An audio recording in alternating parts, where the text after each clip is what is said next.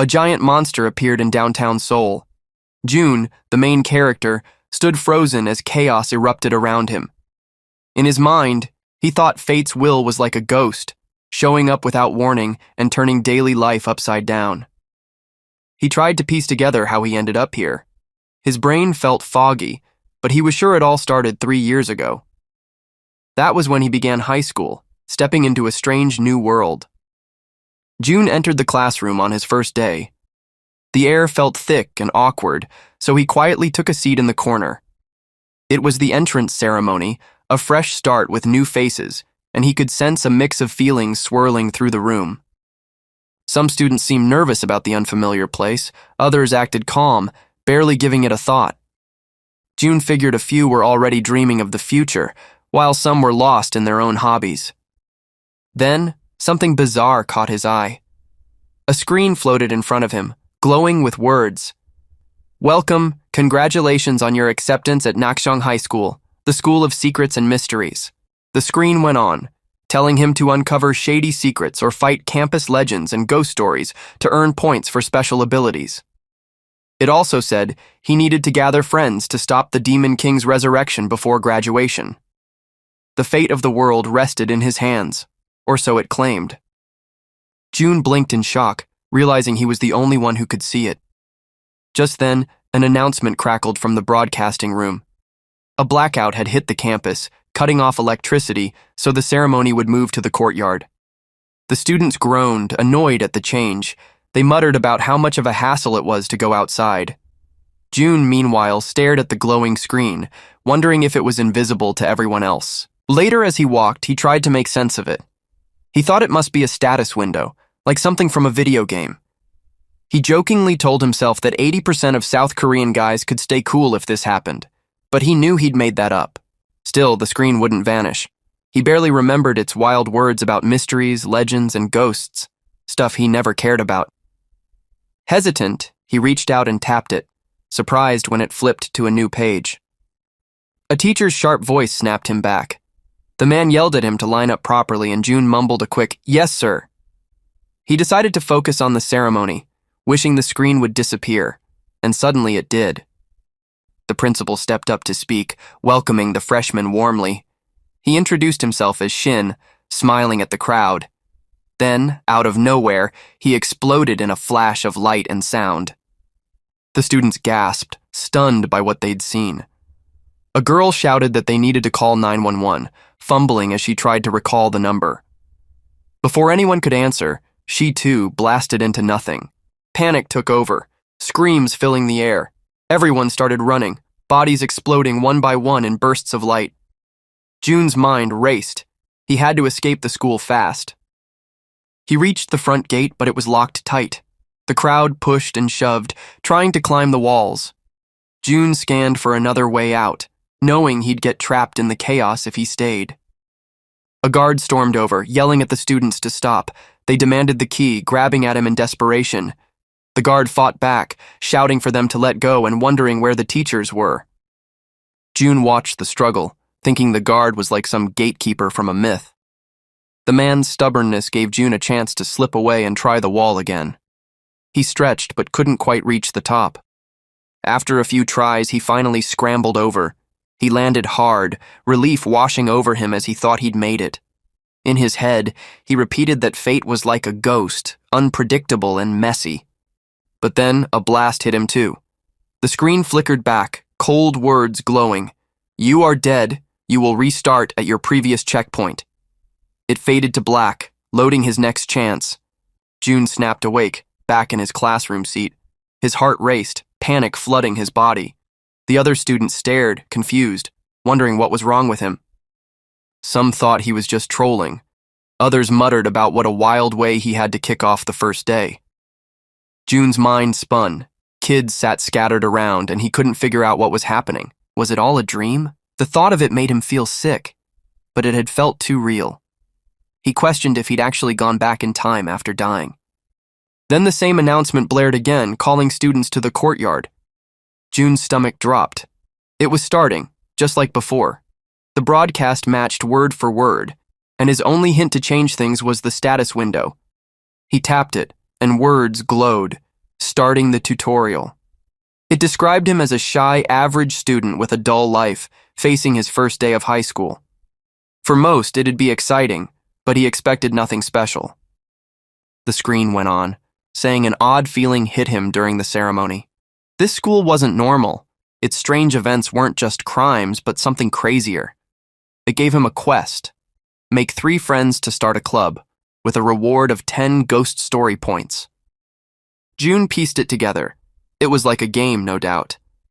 But the pain he'd felt wasn't fake, and that scared him. He ended up in the courtyard again, rushed by a teacher, wondering if the explosions would repeat. Should he have ditched school earlier? He wasn't sure if it was all in his head. With his life at stake, he had no time to freeze, planning to bolt the second things went wrong. The principal started his speech, then exploded in a flash. June didn't hesitate. He ran, aiming for the gate before the crowd could block it. The others were fast, closing in behind him. The guard appeared, yelling at them to stop. Students swarmed him, demanding the key to the gate. June saw his chance. The gate was now a door to open, not a wall to climb. While they fought the guard, June scaled the empty gate. He couldn't relax yet. Last time, he'd died even after escaping. He sprinted as far as he could, determined to survive. Later, he woke up in a hospital, staring at an unfamiliar ceiling. People in hazmat suits buzzed around, calling it the Naxyong High School 300-person head explosion incident. The government blamed a weird disease, and June was one of the few who made it out. Quarantine lasted 10 days, with tests and questions from police and reporters. Finally, he went back to normal life. Then the status window popped up again, still showing the same quest. Make 3 friends, 0 out of 3. June wondered what it all meant. A voice from outside, his mom, yelled that tomorrow was graduation and to stop gaming. He shouted back that he wasn't playing, staring at the screen. 3 years had passed since that awful day. The status window still appeared whenever it wanted, even after he switched schools. He'd made friends and joined clubs like it asked, but nothing happened. Maybe it was just in his head. Time skipped forward to graduation day. The status window flashed. The Demon King had risen. June stepped outside and saw it, a massive figure near the sealed-off Naxyong High School. His jaw dropped. It was the Demon King, just as the screen warned. For a split second, he swore it locked eyes with him. Then, in a way he couldn't grasp, he died again. The screen flared. Bad ending. The result of ignoring the tutorial. It listed his mistakes, running away without finishing the quest, doing nothing as the Demon King woke. Regression started, and the world faded, loading back to his classroom seat. June sat in the classroom, his mind buzzing. He thought about the limited electricity, realizing he'd restarted again. He'd hoped he was used to it, numb even, but the memory hit him like it was yesterday. The teacher barked at the students, asking why they weren't heading outside. June remembered. She'd rushed them out last time too. She told them to stand up, go to the courtyard, and wake the sleeping kid in the back. June glanced around, confused by 2 classmates. The teacher wanted him to wake one up, and it clicked. They were shy, quiet types, scared to speak. He felt older, wiser after living 3 extra years, so he decided to act mature. He stepped over to the sleeping girl, stumbling over his words. Nervous, he managed to say they needed to head to the courtyard. She jolted awake, and he flinched, thinking she might hit him. Later, they walked down the hallway. The teacher grumbled that other classes were already outside. June's mind raced. 3 years ago played vivid in his head, and following along would just repeat it all. He turned to the teacher, claiming he was anemic and couldn't stand in the courtyard. She squinted, saying he didn't look thin, but he shot back that it wasn't about weight. He pushed harder, saying his parents would freak out if he collapsed. They'd call, show up, and cause a mess, he warned. The teacher sighed, agreeing that'd be a hassle, and led him to the infirmary. She told the others to join the ceremony, then left. June muttered that he couldn't waste time in bed after dying twice.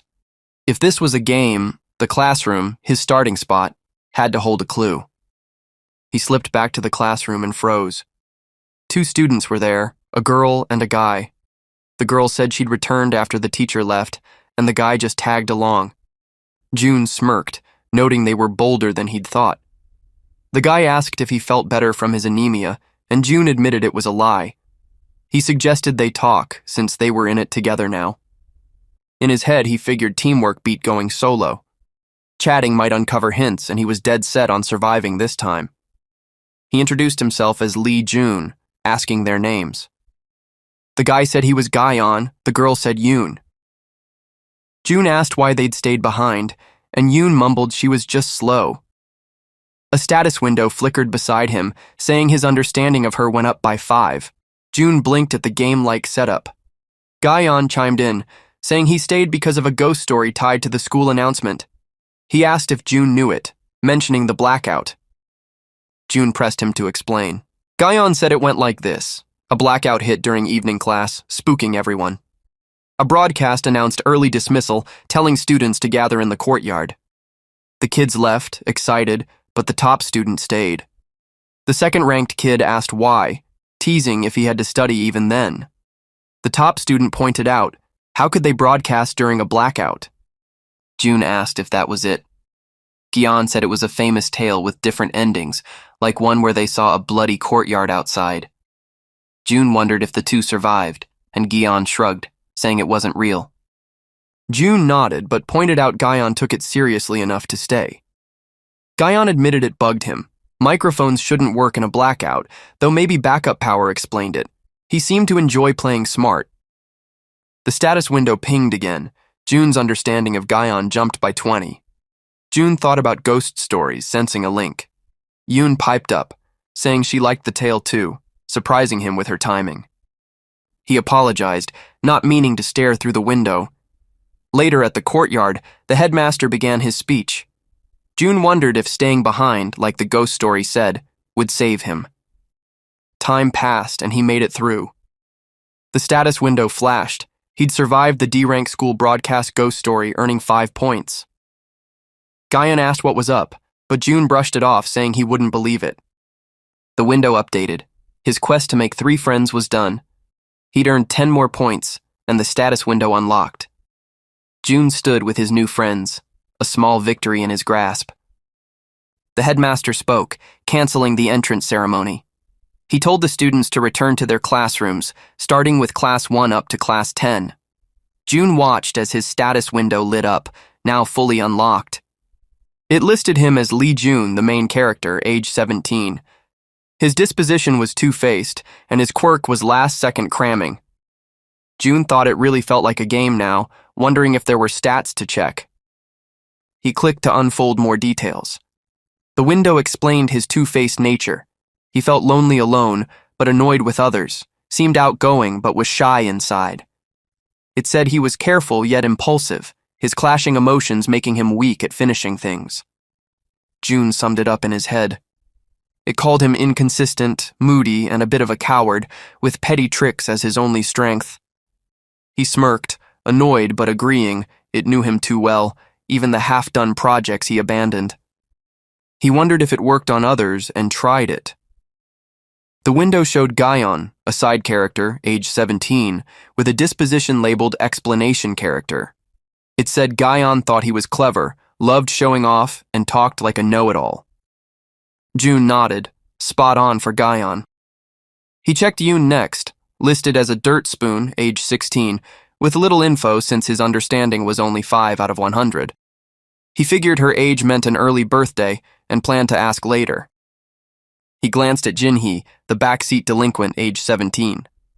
With zero understanding, her info was bare, just her name and a blank slate. June marveled at how the window knew names and ages he hadn't even learned. He pieced it together in his mind. Ghost stories were coming to life and he had to survive by mimicking them, guided by this game-like system only he could see. Death sent him back, and points popped up, though he didn't know their use yet. The quest to make 3 friends was cleared. Guyon and Yoon counted. He balked at Jinhee being a friend too, thinking a delinquent calling him that was trouble for a loser like him. It felt absurd, but the system insisted. Later, the teacher walked in, introducing herself as Park Damim. She handed out school rule sheets, telling them to read carefully to avoid trouble. June thought her name was odd, but shrugged it off. He skimmed the rules, basic stuff like no drinking, no smoking, wear uniforms right. His head ached and he didn't want to bother. Then an announcement interrupted, saying the handouts had a printing error and needed to be collected fast. The teacher told the back row to gather them up. June wondered what was weird about them, suspicious of the quick recall. He decided to ask Yoon and Guyan later. After, Guyan said he hadn't read it.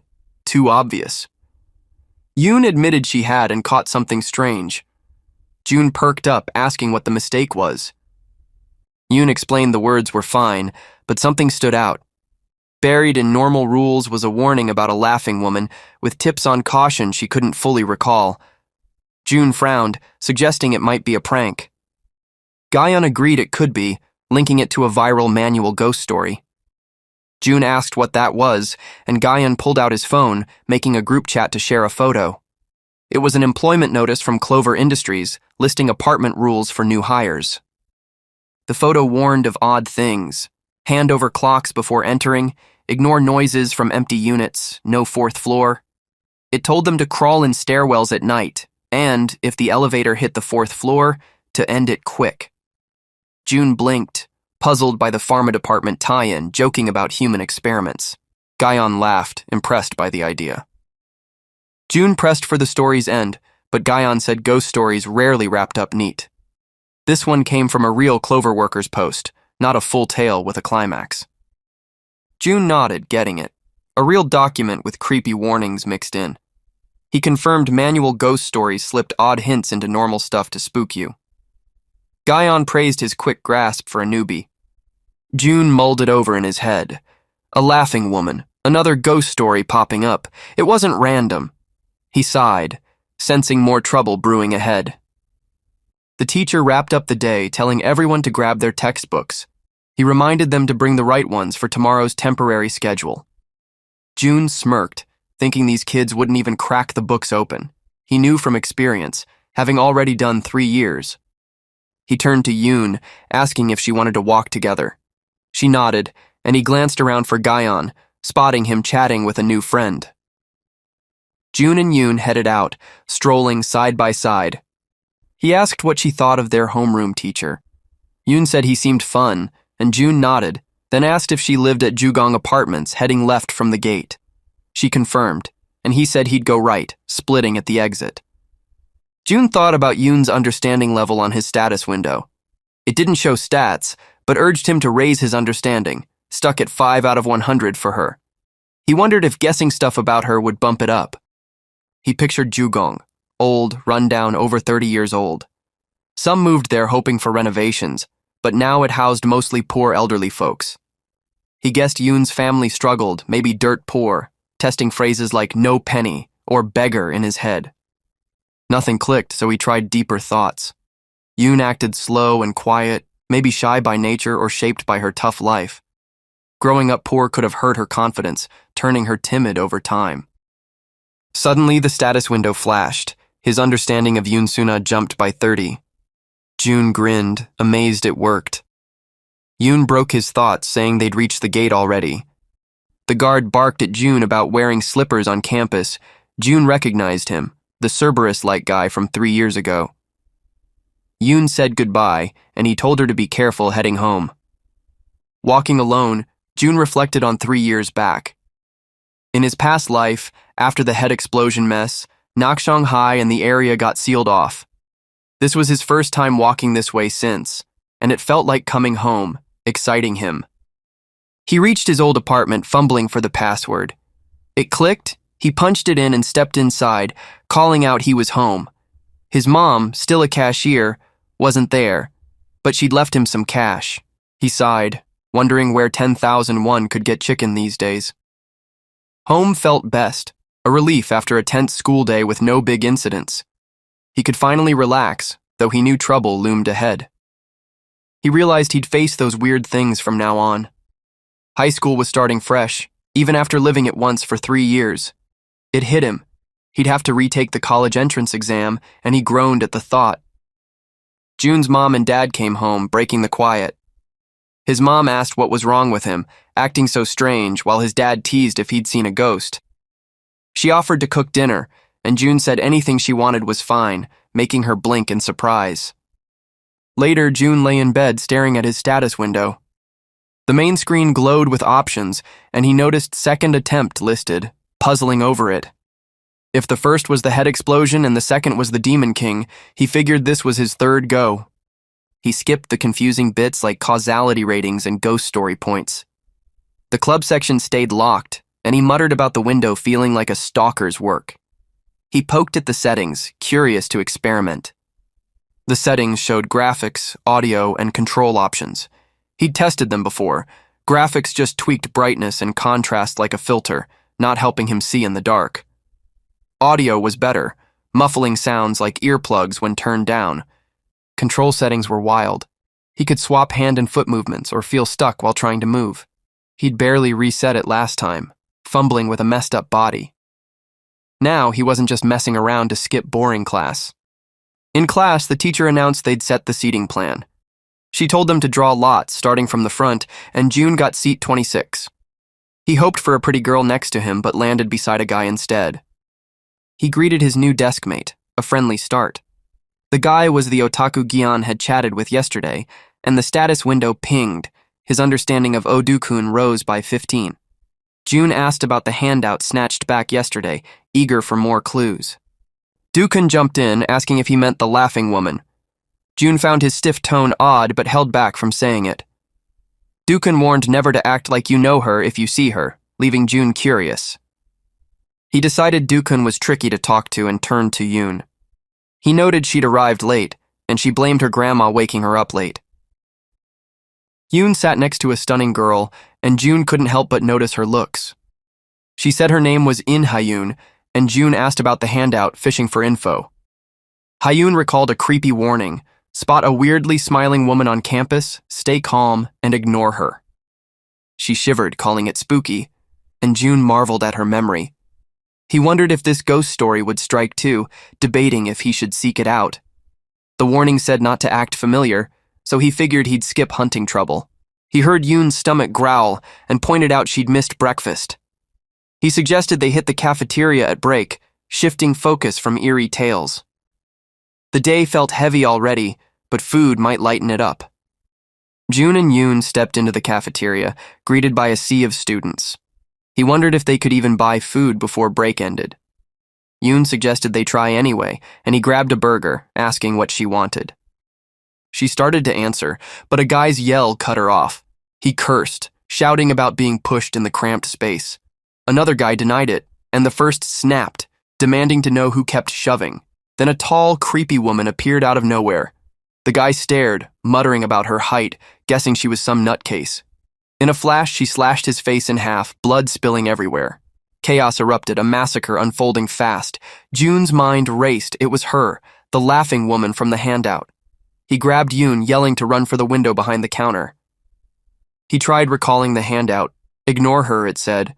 But with her killing everyone, that felt impossible. As he helped Yoon, the woman struck, and everything went black. His status window flared. You are dead, it read. It promised a restart at his last checkpoint, and the world faded, loading anew.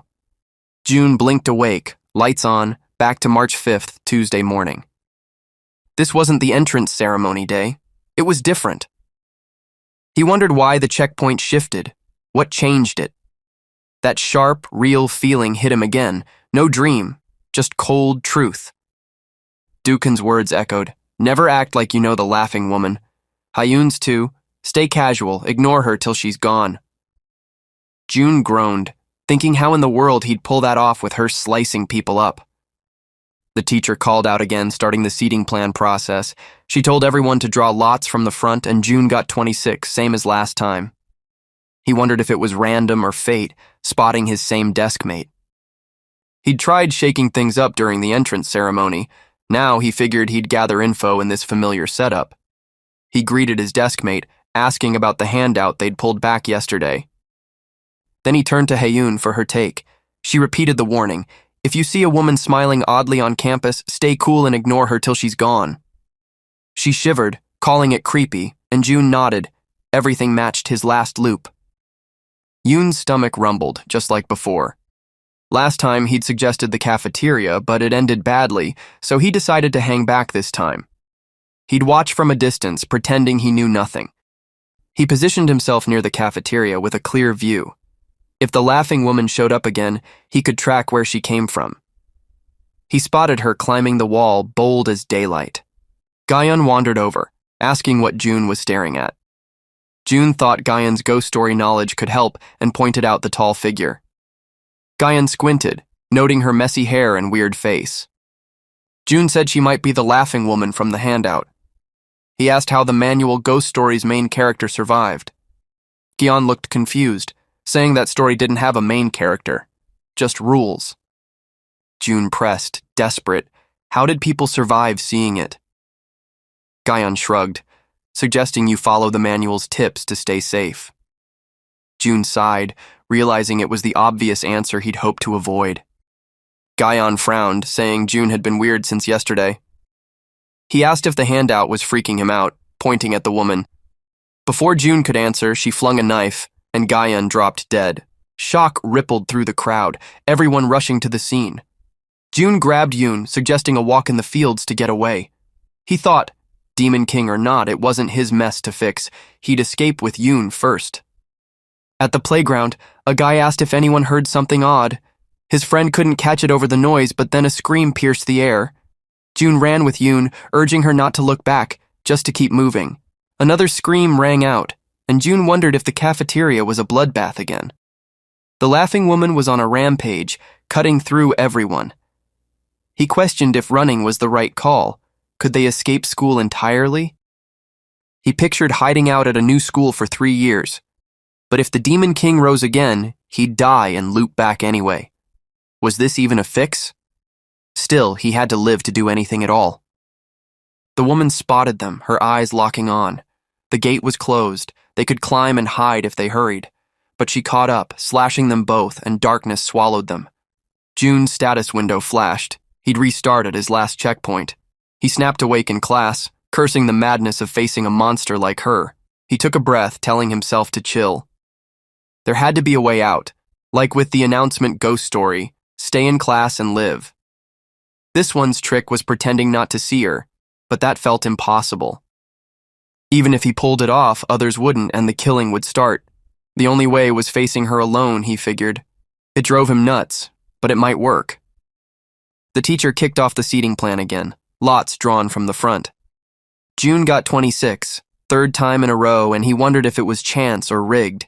He shrugged it off, focusing on the real problem.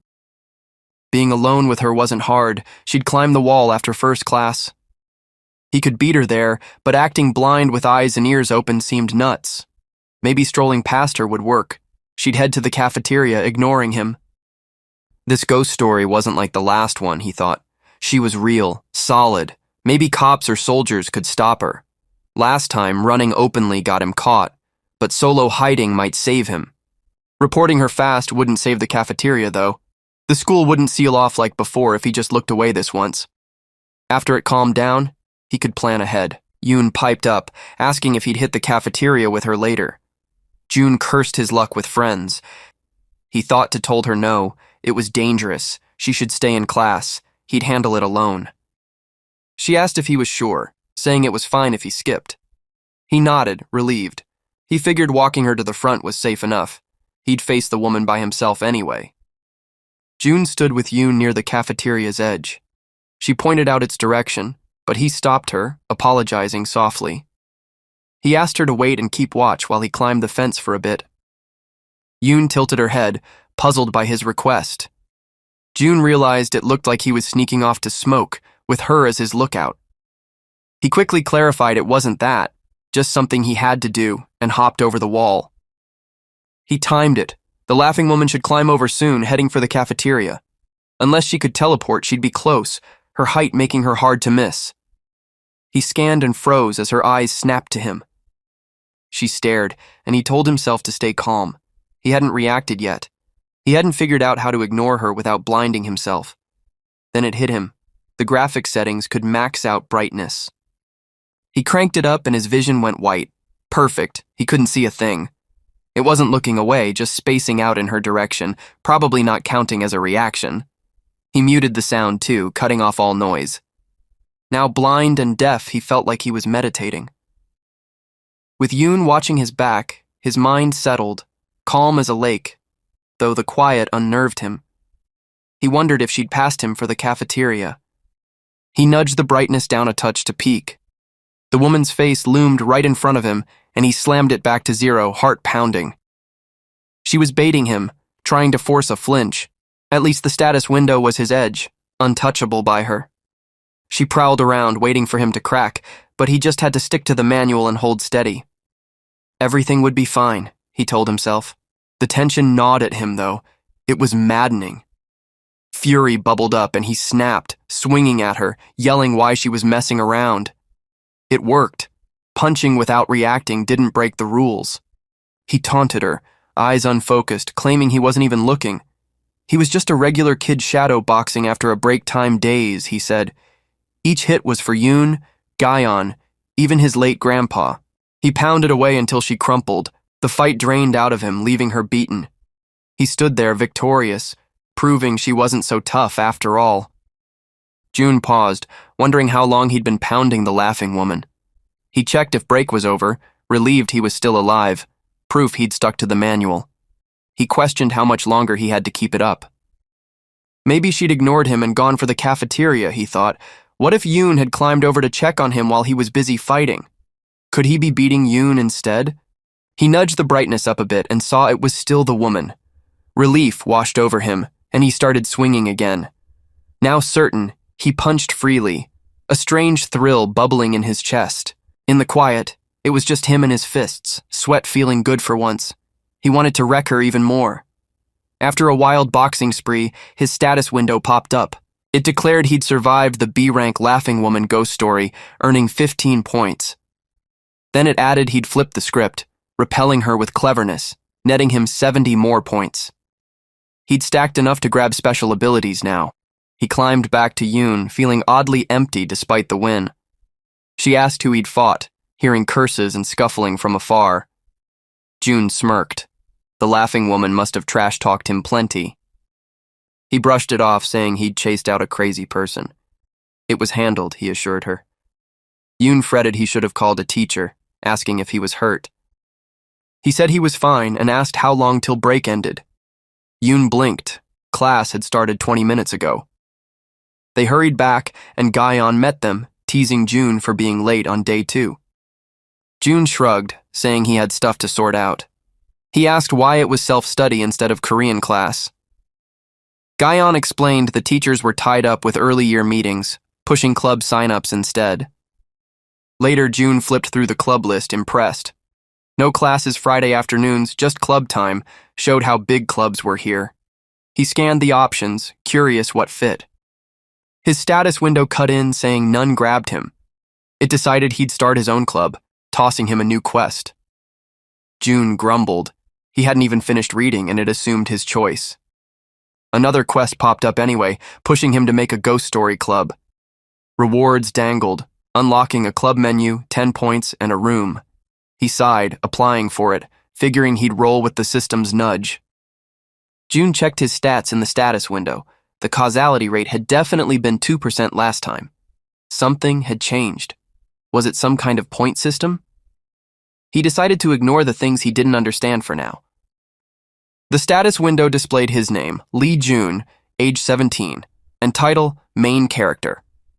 His disposition was labeled as Two-Faced. The special abilities section remained empty, but a quirk named Last Second Cramming was listed. Memories of the fight against the laughing woman surfaced. Right after defeating her, the system had mentioned ghost story points. If fighting monsters didn't give any rewards, it wouldn't make sense. The system wouldn't be that cruel. A new message appeared. The first special ability slot was empty. Unlocking a special ability required 100 points. The cost felt absurd. Every point had been earned through endless deaths. All of them had to be spent on a single ability. There were no other choices. The economy of this game was a joke. His finger pressed the option. A confirmation appeared. 100 ghost story points were being used to unlock a special ability. Something felt off. The system wasn't just unlocking an ability, it was rolling for one. Special abilities were randomized. A skill named fast walking appeared first, not even fast running. Disgust filled him. It had to be a mistake. Then the window shifted. A different skill replaced the first. Goddess of Luck. Rank S. Trigger condition. Automatic. Once, when all odds were against him, great luck would activate. The ability would disappear after use. The consumable nature of the skill felt disappointing, but since it was S rank, it had to be powerful. A good start, at least. Later, at a restaurant, Guyan spoke passionately about hamburgers. The idea that they were unhealthy was nothing but a false rumor. Lettuce, tomatoes, and beef. A complete meal. The media always spread misinformation. A burger without fries and soda was perfectly healthy. Jun's gaze shifted. Yoon-suna also wore makeup. She looked even prettier with it. Guyan continued ranting. Food was the easiest thing for the media to manipulate. People believed whatever they were told. It was pathetic. Then his head exploded. His glasses shot toward June. The status window flashed. The passive ability, Goddess of Luck, had activated. Reality set in. The skill had triggered, but all it did was help him put on glasses without touching them. The disappointment settled deep. Before either of them could move, Yoon suddenly struck herself in the eye with a spoon. Her expression twisted. Her movements turned erratic. He woke up from the nightmare. It made sense. He had survived countless horrors. In the school toilet, something clawed its way up through the commode. June sat in the teacher's room, staring at the desk in front of him, waiting. The teacher asked if he knew why he had been called. He had no clue. The teacher explained that their school had no ghost story club. Since June had written down a club that didn't exist, did that mean he wanted to create one? Freshmen weren't restricted from forming clubs, but no one ever started a club in their first year. The teacher offered to print out an application form. All June had to do was fill it out and return it before heading home. A minimum of 4 members was required, so he needed to find 3 more people. The teacher in charge section could be left blank. The school would assign someone. June accepted the form and thanked the teacher, his mind already drifting. Who should he recruit first? Suna and Guyan were obvious choices. Before he could think further, the teacher suddenly brought up something strange. The freshman restroom, specifically the boys' restroom on the east side, was said to be haunted. The teacher continued, explaining the legend. When someone was in the 4th cubicle, a voice whispered in their ear, asking a terrifying question. Did they want red tissue or blue tissue? June recognized it instantly. That story was ancient, something everyone had heard at least once. Later, as he walked through the hallway, his thoughts kept circling back. Suna and Guyan were his only real friends, but he needed one more member. Who else could he ask? Dukun and Hyun came to mind, but that was from before the regression. He hadn't spoken to them this time, too busy dealing with the laughing woman. Then he saw Yoon approaching with another girl. If he remembered correctly, her name was Lee Jin-hee. They had likely run through the courtyard late for class. Even Suna had barely made it on time yesterday. Jin-hee's name had appeared in the status window. She was one of the 3 friends mentioned in the quest. Maybe she would be willing to join. June greeted her and she ignored him. Yoon, however, greeted him back. He had been greeting Suna from the start. It wasn't like he had been ignored or anything. Shaking it off, he asked if she was interested in joining a club. Later, in the restroom, June felt relieved. Suna had agreed, and Guyan wouldn't be too difficult to convince. For the last member, he planned to ask his seatmate, Dukun. Dukun seemed close to Guyan, so it might work out. Then, a voice came from inside the restroom. Someone demanded to know who was there, swearing and accusing him of playing pranks. June was confused. He hadn't said a word. The voice from the stall grew angrier.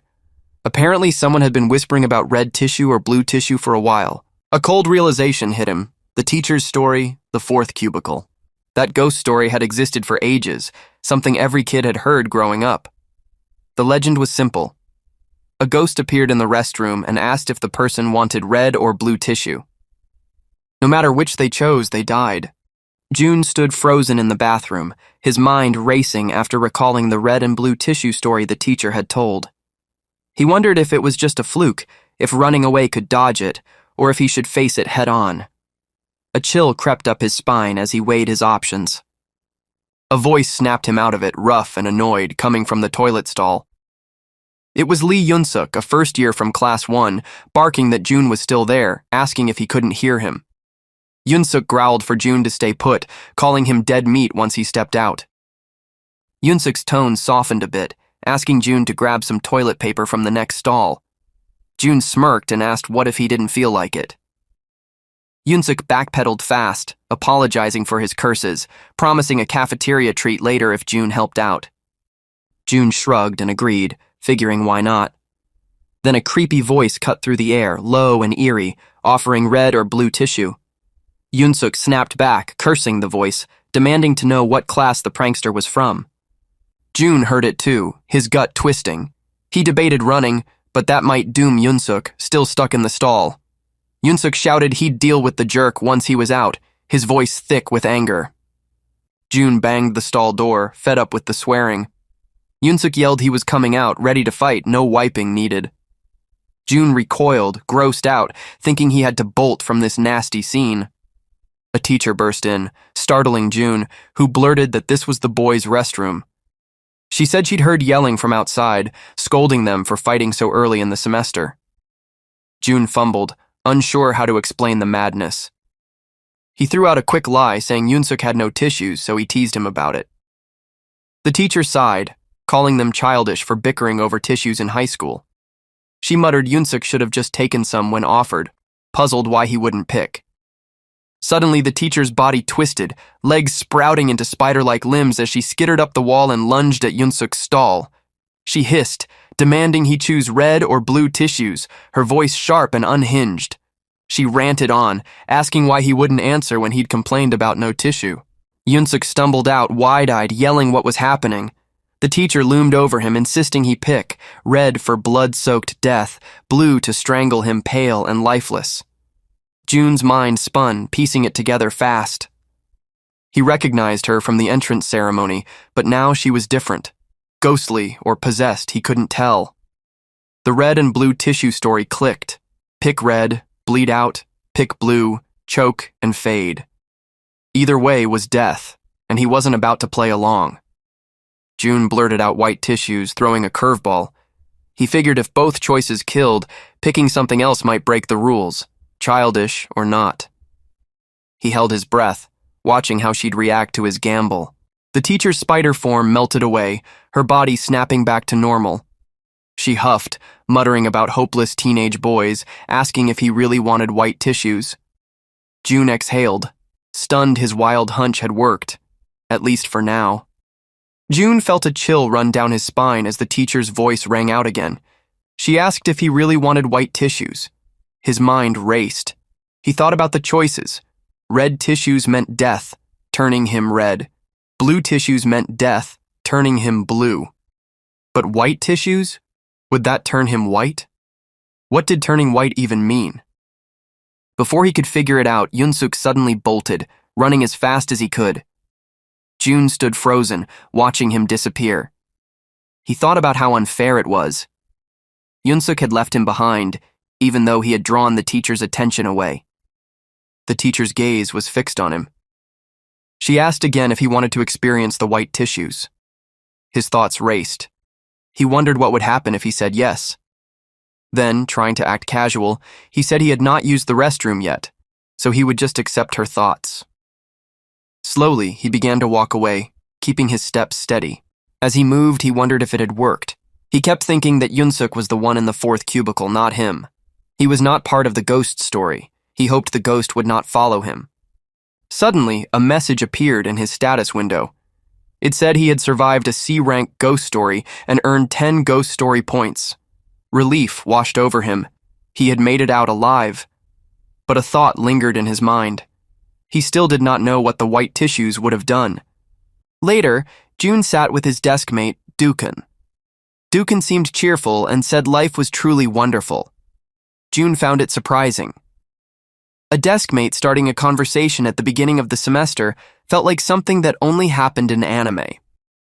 Dukan then mentioned something about an invitation to a club and said he planned to join the anime club. Guyon approached June. He asked if June was making a club. June told him it was called the Ghost Story Club and asked if he was interested. Guyon hesitated. He said he had planned to join a book club or an academic club instead. June was not surprised. Guyon seemed like the type who only cared about college entrance exams. But he explained that joining those clubs was not a good idea for first years. Schools mostly focused on second and third year students when it came to competitions and extracurricular activities. Even if first years won something, the credit usually went to the seniors first. Guyon did not seem convinced. He questioned why June was giving him advice. June felt like he had offended him. He thought about how Guyon liked to teach others but did not like being taught. His status window showed that his understanding of Guyon had increased by 5 points. He decided to act confident. He told Guyon that he had the right to give advice. Guyon scoffed and said he was better at studying. June did not argue. He could not afford to lose in a battle of words. Instead, he asked about Guyon's middle school ranking. Guyon said he had been in the top 10. June replied that he had always been in the top 3. Guyon was shocked. He asked why June had chosen Nakshong High instead of a special-purpose school. June told him to be honest. He thought they both had the same goal. Rather than struggling at the bottom in a special school, it was better to be at the top of an ordinary school and aim for a good university. Guyon said he planned to go to KAIST. June shrugged, saying it did not make a difference. He repeated that joining an academic club was pointless for a first year. Guyon argued that his mother had never said anything like that. June told him to think about it. If he started a new club with only first years, they would be the first ever members. That meant they would get all the competitions, all the activities, and all the support. There would be no hazing, and they would have complete freedom over club activities. Guyon seemed to consider it. He admitted that June was more sensible than he had thought. He apologized for looking down on him. He still found the ghost story theme odd, but he said the idea was not bad. June was confident now. His status window showed that his understanding of Guyon had increased by 20 points. He felt like he had figured out almost everything about him. Then, Guyon suddenly asked if it would not be better for him to start a club instead. June felt a wave of panic. He quickly explained that first years were not normally allowed to make clubs. Lowering his voice, he said he had special connections with the teachers. Guyon seemed convinced. He told June to go ahead and give it a shot. June nodded and said he would write Guyon's name on the application. As he walked away, he thought about how close he was. He only needed one more person to form the Ghost Story Club. June sat at his desk, typing out the club application, his mind racing for the right words. Anyone who had ever written a self-introduction letter for college would know that school documents were always half fiction, so he figured a little sugarcoating wouldn't hurt. After thinking for a moment, he settled on something vague but impressive. Researching the influence of time through the folk tales and ghost stories of their ancestors, it sounded just academic enough to be taken seriously. Suna leaned over, asking if he was still not done.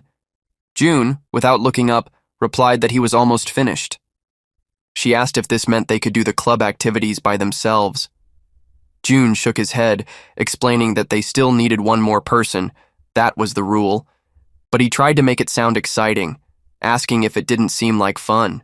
Noticing how Suna's eyes lit up, he figured she was just looking forward to having a group where she felt comfortable.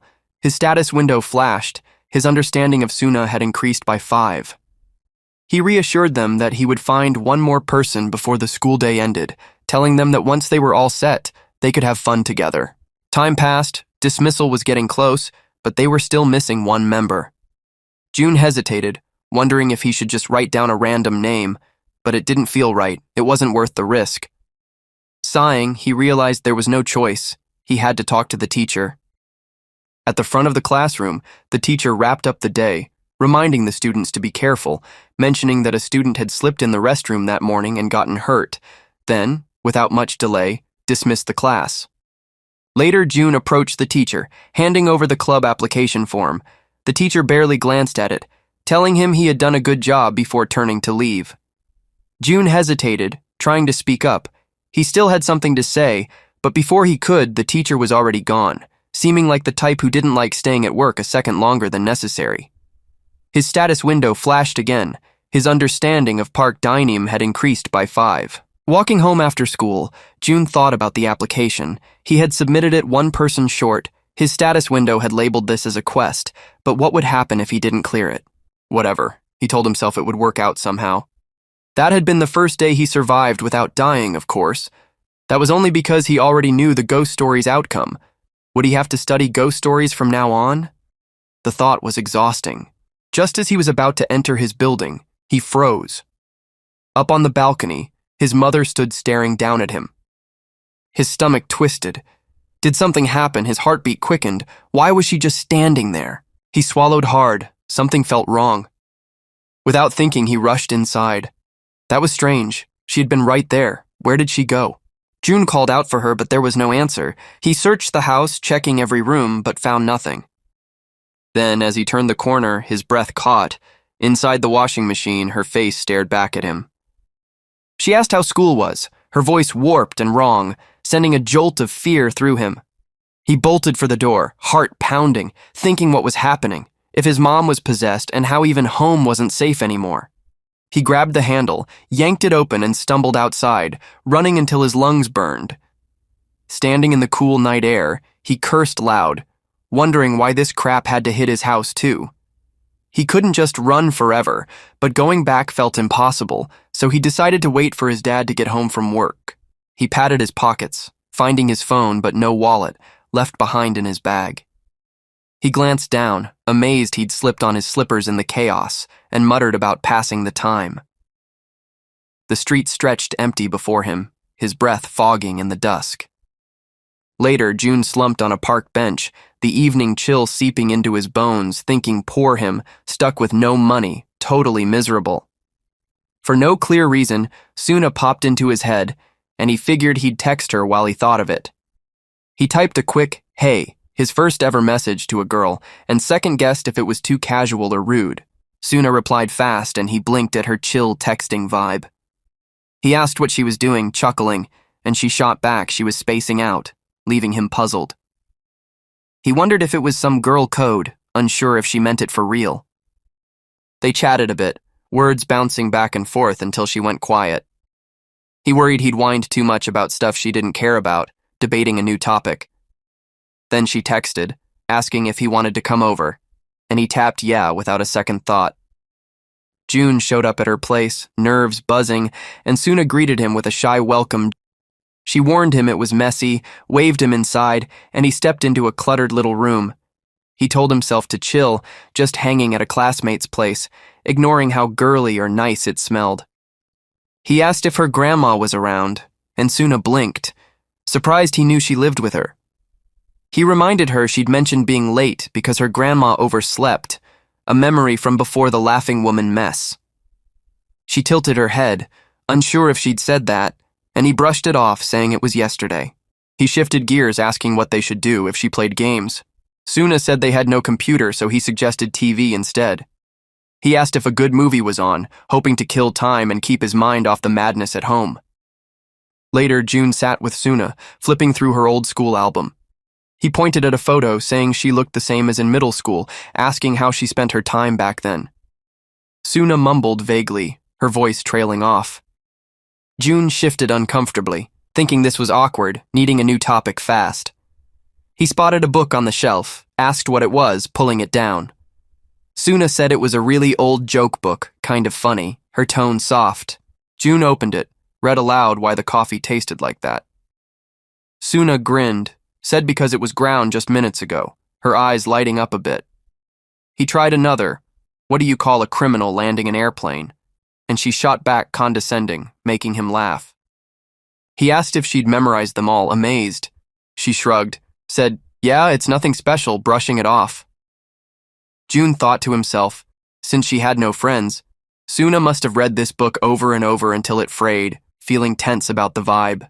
Suna sighed, said their house was boring, apologizing quietly. She admitted she'd called him over to work on her personality now that high school started, feeling lame with nothing fun because she was poor. June asked what she usually did after school, curious about her hobbies. She said yesterday she came home, changed, walked the neighborhood a bit, then she ate dinner, slept early, woke up too soon, couldn't rest more. June nodded, thinking that's why she was late, piecing it together. She added she couldn't recall the day before that, her memory fuzzy. He suggested they join the same club even if the ghost story one flopped, wanting to stick together. Suna perked up, said yeah happily, and his status window pinged. His understanding of Yoon-suna rose by 10. Later, June stood outside his apartment, the night air cool, waiting for his dad who finally rolled up. His dad stepped out, asked what was up with his face, frowning at his son's pale look. June blurted it was unbelievable, but something weird was in the house, pretending to be Mom. His dad asked when he first saw it, said he'd noticed it 3 days ago. June realized that was the day before his entrance ceremony, his stomach sinking. His dad explained she'd been acting creepy lately, unsettling even for him. He said that's why he'd been waiting outside after work the past few days, even if he got off early. June remembered the day before yesterday, connecting the dots. He asked what they should do, voice shaky. His dad said they couldn't put her in danger, suggesting they handle it themselves. They crept into the flat, cautious, grabbing umbrellas and a knife for safety. They edged toward the lit dining room, spotting his mom standing backward, a knife glinting in her hand. She spun around, snarled where they'd been goofing off coming home late, her voice harsh and wrong. June's father took a bold step forward, shouting for the ghost to vanish or the human to leave. The thing posing as Mom tilted its head, asking if it was fair for one to mess up and another to clean it. It lunged at him with the knife, ranting about needing a break, unable to live like this. Dad snapped open the umbrella, blocking her strike in a quick flash. She hissed they should just hang themselves and die, her voice cold and wild. He yelled to June that something felt off, telling him to stay back. She spat out a jab about some class president hoon focusing for hours, calling June a dumbass. She leaped again, grabbing Dad's neck, choking him tight. June swung his umbrella hard, yelling for her to let go. Dad coughed, ordered June to stay back, saying he'd handle it somehow. Suddenly, Uncle burst in from next door, demanding to know what was happening, why this chaos erupted. The ghost Mom screeched that all he did was drink and gamble, insisting they'd hang themselves, telling them not to interfere. Uncle blinked, confused, saying, "Since when did June's dad drink or gamble?" He pointed at her face, noting her eyes were bleeding, urging June to call 911 from his house. Dad nodded, told June to listen and go fast. June bolted, shouting he got it, begging them to hold on. He fumbled for the phone, ready to report it all. Then a chill hit him, his dad's voice warping behind him. He turned, eyes wide, seeing his father twist into a ghost too, the nightmare doubling in an instant. June stood trembling, facing the thing that looked like his dad, demanding who it was, what it did to his father. The ghost dad muttered about a failed business, creditors chasing him, eating instant noodles until heartburn hit, asking if June wasn't tired of life too. It claimed it hung itself with his mom, urging June to do the same. June snapped back, calling it nonsense, saying his dad never ran a business and they didn't live on instant noodles. The ghost dad shuffled closer, telling him to open the door so they could all hang and die. June shouted again, asking who it really was, what it did to his parents. His phone buzzed, his real mom's voice cutting through, asking if something happened at home. She said she'd just got back from work, saw a crowd and police at the gate, and June realized people must have reported the earlier chaos. He told his mom they were fine for now, warning her not to come in, to talk to the police if they passed. He peeked at the door video, heart dropping as he saw both ghost mom and dad inside, bodies hanging behind them. He muttered in shock, wondering what happened to his dad, grabbing a hockey stick as a weapon. June told her to wait, saying he'd figure something out, stepping into the flat. He found his dad on the floor, rushed over, asking if he was okay, begging him to hold on. Then his ghost mom lunged, snarling how he'd never marry with his fat body, calling him a pig. June swung the hockey stick, but she grabbed his neck anyway, ranting about his lousy personality, no friends, lazy habits. She screamed he should hang himself, stop making her suffer, just die already. His status window flashed, declaring him dead, restarting at his last checkpoint. The world blurred, loading back to when he left Suna's house, his breath shaky. He pulled out his phone, dialed Gaeon, asking if he had a minute to talk. Gaeon said it was break time at his study center, sounding chill. June asked about a horror story where something pretended to be your mom at home, if he'd heard of it. Guyon laughed, asked why all the weird questions lately, calling it a ghost story. June apologized, said he just got curious out of nowhere. Guyon explained there were lots of tales about ghosts acting like family, but the big one was Mother Dilemma. He said it stood out as a real ghost story, not just some random yarn. June pressed him, asking what kind it was, if there was a way to beat it.